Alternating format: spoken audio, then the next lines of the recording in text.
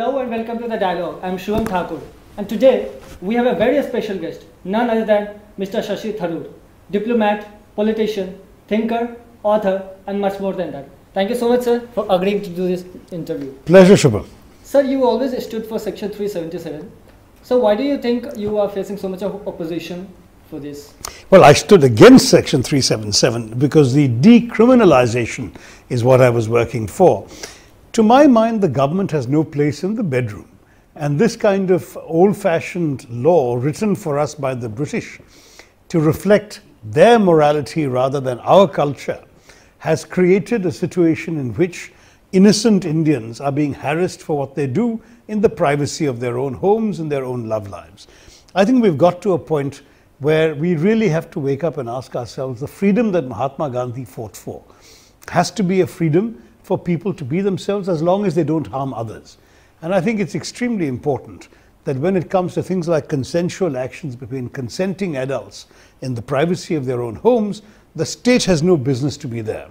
This is why I really felt we should decriminalize it. Unfortunately, there are some still very tradition-minded or conservative-minded, I should say, reactionary people in the ruling party who prevented my attempts to decriminalize this. And I'm surprised the justifications they give don't make sense. They talk about the sanctity of the Indian family. People are not choosing to be homosexual because it's legal or illegal. God has made them that way. So the fact is that by talking about the Indian family, you want to force homosexuals to make some poor woman unhappy by pretending to be a heterosexual person, when in fact their real wishes are elsewhere, and these things create other problems in our society. So the objections are wrong and ill-founded, and I do believe that at the end of the day, though my attempts in Parliament didn't work, I'm hopeful that the Supreme Court, which has accepted the idea of a review petition, will look at this very carefully. So, I'm personally against Section 377. When I said stood for, I meant against Section... Stood for its decriminalization, yeah. So, there is so much of discussion and debate around the implementation of Uniform Civil Code in India. So, we know India is a diverse country. Do you think its implementation will compromise with the diversity of India, or it is only about the personal draconian law which has to be removed by its implementation? You know, it's a very tough one to answer. Intellectually, I sympathize with the idea of a uniform civil code on the grounds that we are one society, one common citizenship, we all have the same rights and should have the same in this area. On the other hand, you know, we're not living in a theoretical world. We're living in the world in which we actually are, where people of certain communities have enjoyed their own rights to have their own personal law for centuries. Are we now going to tell them that we're going to take away rights? I think that's the real problem. I mean, I think that if you were to actually accept the fact that a uniform civil code is desirable, then you must persuade others that it's desirable for them too. And that persuasion has not properly been attempted. It's instead been seen as advocacy of something at the expense of the other interests of particularly minority communities. And that's why there has been some resistance to it.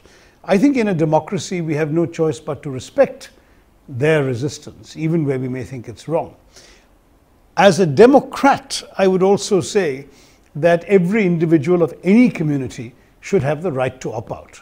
So let's say if you're a Muslim woman and you want to marry not according to the Sharia law, which is permitted under personal law, but you want to marry under the Indian civil laws and register your marriage, you should have the legal right to do so, and the state should protect your right to do so. So coercion should not be there. If that's the case, then certainly for the rest, personal law can continue. So are you saying there should be a proper dialogue discussion to solve this dilemma and then bring about uniform civil code in this country? But the discussion must be more within each community. I think, frankly, for a Hindu law minister of India to go and preach to Muslims that you need to join the Uniform Civil Code will not go over well. But if intellectuals, writers, journalists, thinkers were to encourage a discussion within the Muslim community, were to themselves engage with Muslim intellectuals and thinkers, create a certain amount of pro and con for reform. It's interesting that recently on the triple talaq issue, there was a great deal of discussion and ferment within the Muslim community, particularly Muslim women, saying that they didn't like triple talaq, and many Maulanas and so on coming out and saying that in fact this was a distortion of what was correct Islamic practice. So you can imagine a discussion of this issue. Why can't you imagine a discussion of other issues relating to marriage, divorce and inheritance, which is what personal law is all about, just a handful of things. So there is so much of unrest and trouble in the valley, in Jammu and Kashmir. So what are your views on those unrest, trouble, tumult, and also what are your views on Article 370? Are you for its repeal, revocation, or what are your views? See, once again, it's a question of you can't wish to start somewhere else than where you are. You know, we are not sitting in 1947, we're sitting in 2017, 70 years later, and for 70 years, or almost 70 years now, the people of Kashmir have accepted that the basis for their link to the rest of the country is Article 370. There is no doubt that any attempt now to revoke Article 370 will not only be resisted by the usual suspects, as we say, the people who are anti-Delhi and anti-India, but even the mainstream Kashmiri political parties, which have been functioning within the ambit of the Indian Constitution, contesting elections and so on, like the National Conference, like Mehbooba Mufti's PDP, they themselves will be extremely negative if India were to abolish 370. So you must understand the concept of acquired rights. You know, you may not, for example, necessarily wish to wear a suit. But if you have had the right to wear that suit every day, everywhere you want to wear it, and then somebody comes to you and says, now I'm taking away that suit and you'll only wear a shirt and tie, you may resent it, saying, you know, I have enjoyed this right. Why should I not continue to if I want to? And that is precisely the problem with all these examples you've taken. So Gorkha Jan Mukti Morcha is demanding for separate statehood in West Bengal. What are your views on that? Should we go for a separate statehood? I mean, it's not off the top of my head, in the sense that right now you can't just give in to an agitation. There has to be, in any case, respect for the constitutional order. But as a larger proposition, I would argue that in a country our size, we could very easily imagine the creation of a states reorganization commission to look into such questions as what is the viable size of a state, what are the principles on the basis of which a state should be formed or organized, what is the desirable population within a state, and so on. Right now we have an absurd situation where we have, you know, a state the size of Uttar Pradesh with over 200 million people, and a state the size of Sikkim, tiny place with less than 1 million people. This kind of range means that our states are really quite astonishingly diverse. Now, there's nothing inherently wrong with that. Even a country like America, you have Texas on the one hand and Delaware on the other. So big and small is not the issue.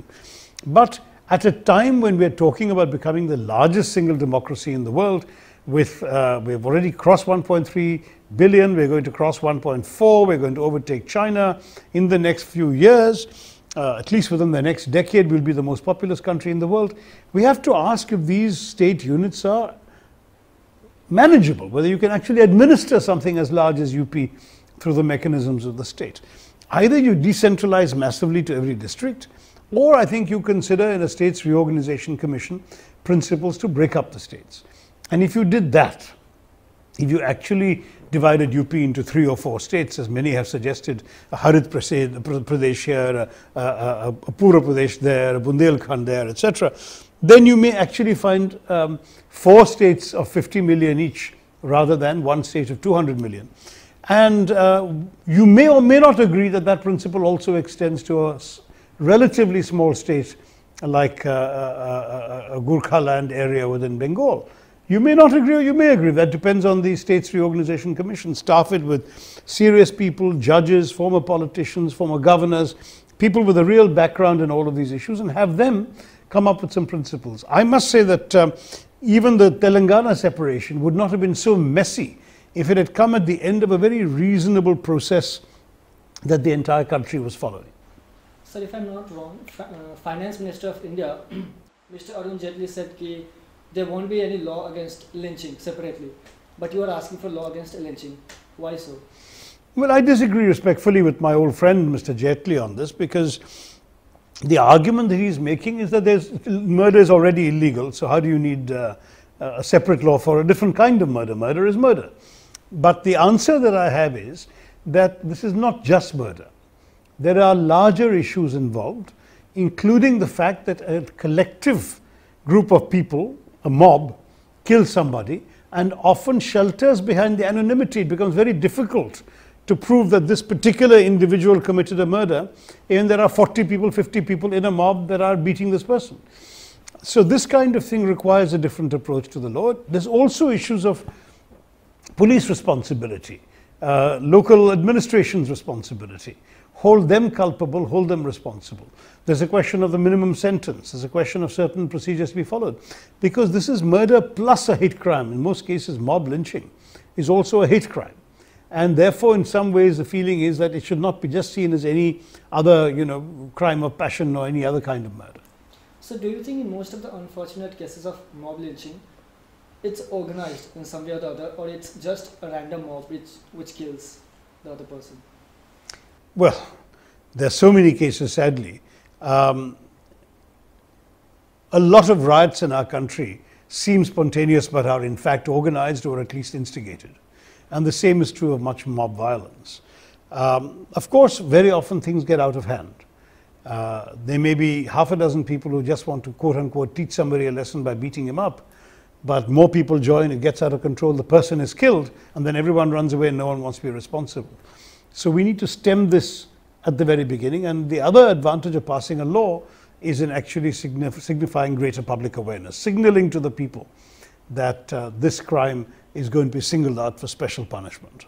So now China has started constructing road in parts of Doklam, which is claimed by Bhutan. Now India is also supporting Bhutan, but the China is saying it's a disputed territory.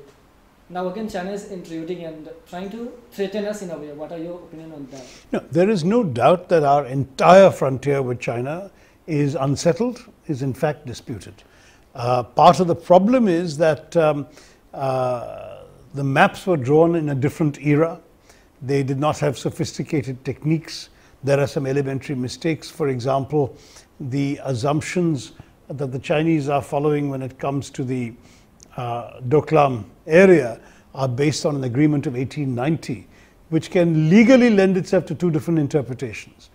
A place is mentioned that the Chinese claim, but the watershed is mentioned, which actually favors the Indian approach. So all of these things mean that you really do need to sit down in a constructive modern spirit with all the modern technology, satellite maps, photographs, detailed inch by inch reconnaissance, and come up with a sensible conclusion. The problem at the moment is the Chinese don't seem to be interested in doing that. They're not interested in talking. They're saying this is our position, our way or the highway. You have to listen to us.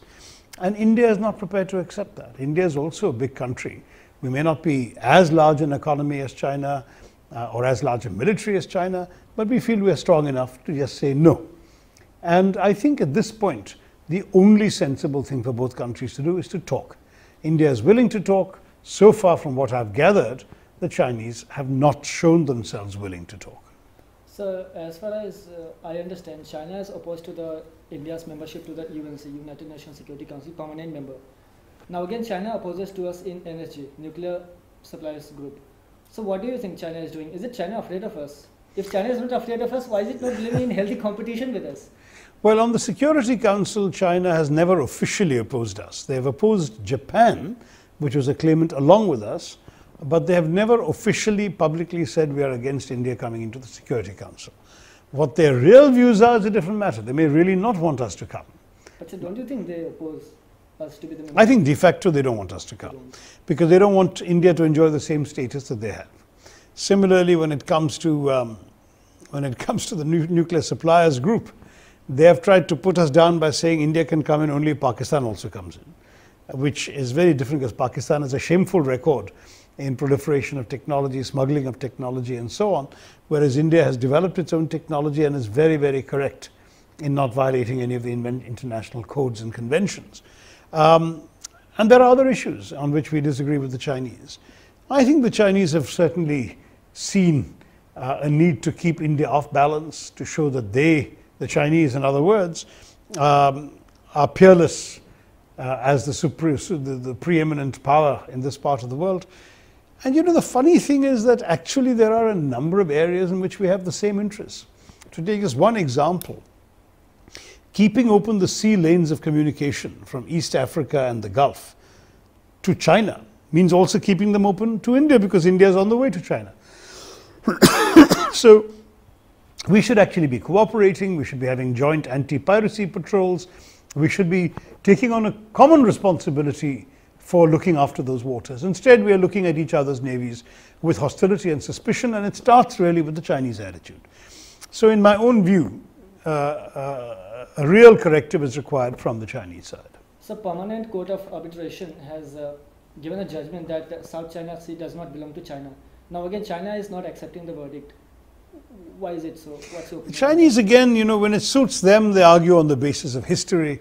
They have something called the 9-dash line, 9 dashes on a map, which gives them most of the South China Sea, all the little islands in it, and then the economic zone around those islands. The real motive for the Chinese is both geostrategic and also economic, because obviously they want to have access to the resources in those waters, whether it's fish, whether it's minerals, whether it's oil. And the fact is that in asserting their claims, they're basically relying on sheer muscle power. They are tougher, bigger, stronger than any of the neighbors. And they're saying, we will have our way, which is not the logic of international law. International law says whether you're powerful, whether you're weak, it's one law for all countries. And I think the Chinese have to learn a little bit how to coexist with others. There may be some, like the Philippines currently has a president who has more or less surrendered before Chinese might. But the other countries like Vietnam, Malaysia, and so on, have certainly not surrendered, and they're saying, no, we stick to our claims, and Japan as well, particularly. So ever since Rahul Gandhi took charge of Congress Party, you are facing defeat after defeat in all the elections. Don't you think there should be a leadership change in Congress Party? Why don't you take charge of Congress Party? First of all, the party doesn't work that way. Secondly, I think there is a settled procedure for establishing the leadership in our party or in any party. And in our case, there is no vacancy. Sonia Gandhi ji is the president, Rahul Gandhi is the vice president. If a change is to come, it will certainly be that of the vice president becoming the president. That's the way the system works. But I think that, one doesn't have to look at individual leadership to make a difference. I believe I can make a big contribution through my own skills, my own abilities to the work of the party.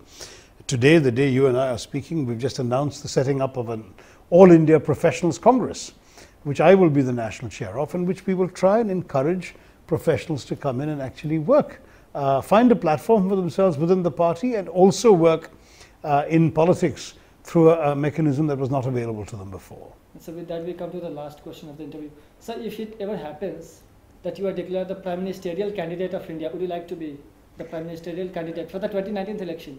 If I answer that question, you'll simply get me into trouble with friends in my own party. But please be frank.